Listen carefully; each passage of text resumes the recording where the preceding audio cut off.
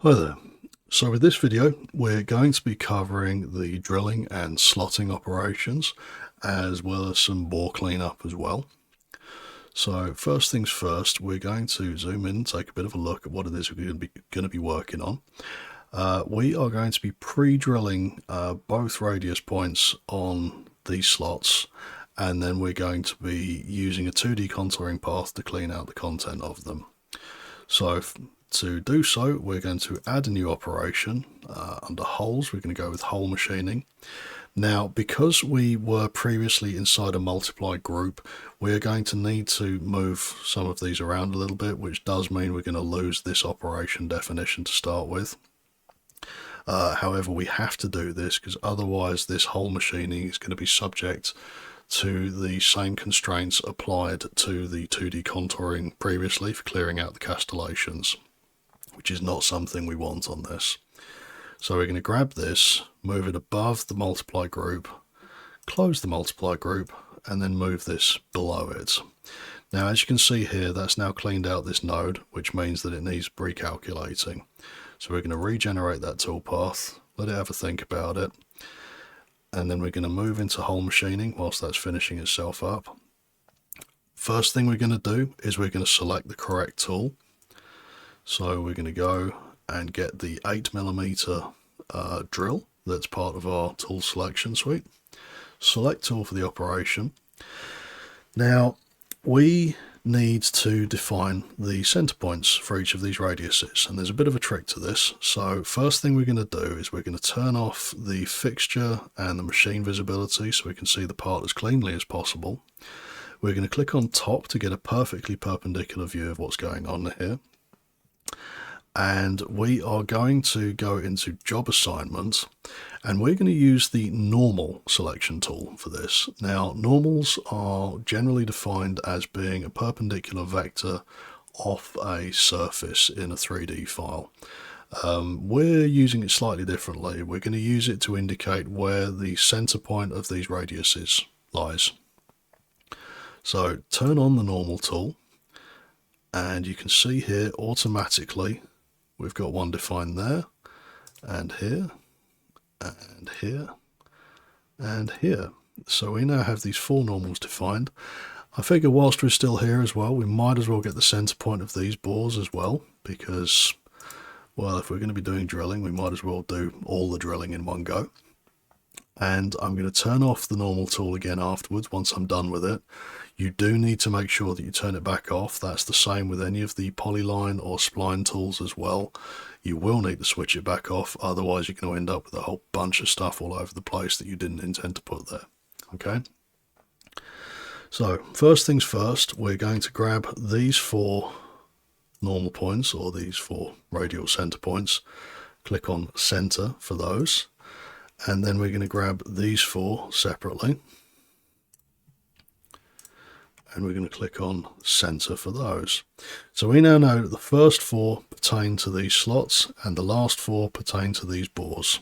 Okay, so in doing so, we are now going to take a look at these four, and we're going to move the camera view round to the side, and we're going to turn it so we can see what the relevant heights in question are for these. Now, these are the taller slots, so we're going to need to change those values a little bit, because at the moment they're in a slightly useless place for us. So we want to move Zmax to, let's have a look at -14. That's not quite enough, so -10. That's about right. So that means that our drill tip is going to start here and then work its way down, but we want this to be below this point. And given the angling of the drill bit, we ideally want it to be notably below this point. So if we go with -26, that takes us all the way down. Okay, so that gives us a nice 16mm drilling bore there to work with that. So we're going to click on OK for that. And for these four, we're going to go back to properties, and we want to make sure that our Zmin again is -26, but the Zmax doesn't need to be that far, it only needs to be about here. So we can take a look at 14. Let's go with minus, yeah, minus 14 is a good start for that. So let's click on OK for that. So we've now got all of our drilling point heights defined, okay, because as I say, these last four ones accommodate the outer bores, these ones accommodate the bores for the slots. The next thing we need to do is we need to take a look in strategy at what the drilling type we're using is. Now, for the sake of my own sanity, I tend to go with chip removing because it's a nice pecking cycle that clears out everything that's in a bore that's being drilled. It's just what I prefer. For the step, again, because I'm a little bit conservative on maintaining my tool life, I'm going to go with 50% of tool diameter. So that's a 4mm step down on each of those, which might seem a little excessive, but yeah, tool breakage is never much fun. So now I'm going to generate that tool path, and we can see that looks pretty convincing so far. We've got our various bores being drilled there. That's all good. So if we turn on fixture and machine visibility again, and we simulate what we've got going on here. So we need to reset and then simulate up to current operation. And now we're going to click on run, and we're going to see what our drilling op looks like.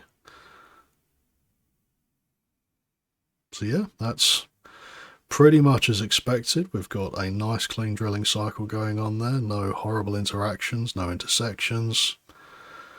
Works exactly as advertised. Can't really complain about that. So let's just speed that up. That looks good. So now we can start taking a look at our slotting operations. So if we go back into the machining tab now, we are going to add an operation, 2D contouring. We are going to select the correct tool because for some reason it's decided the conical mill is the right one for this, which it's not. We're going to select the 6mm cylindrical, select the tool for the operation, and we're going to go back to job assignment, and we're going to grab this curve and this curve, and we're going to tell it those are the curves we're interested in. We are going to define a top level but not a bottom level, because by not defining a bottom level it means it goes all the way through the material as opposed to worrying about where the model stops.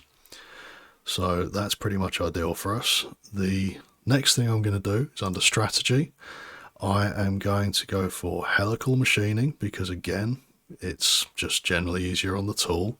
I am going to also set the depth of cut to 50% because otherwise it might start complaining about plunges.